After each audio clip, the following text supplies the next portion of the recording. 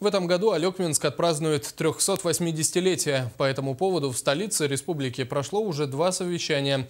День рождения города планируют провести не так масштабно, как в 2010 году. Тем не менее, Алекминск все равно ждут серьезные изменения. Какие, узнала Елена Фаст.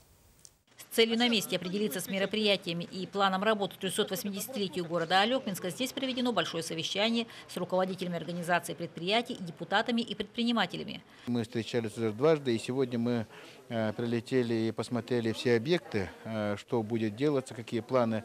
Важно и то, что, несмотря на предстоящий непростой финансовый период республики, на мероприятия по благоустройству города предусмотрены большие средства. Будут проведены работы на площади Победы, и это первая ласточка, которую планируется завершить уже к майским праздникам.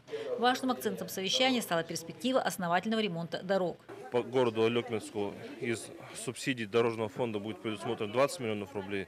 Плюс еще с администрацией района, совместно с администрацией города, там порядка 11 миллионов будет предусмотрено. И будет еще отремонтирована транзитная улица.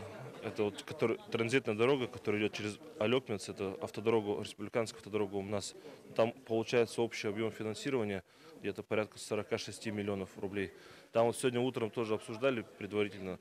Мы на совещании у Виктора Викторовича хотим посмотреть, как этот вариант может быть устройства асфальтобетонных покрытий.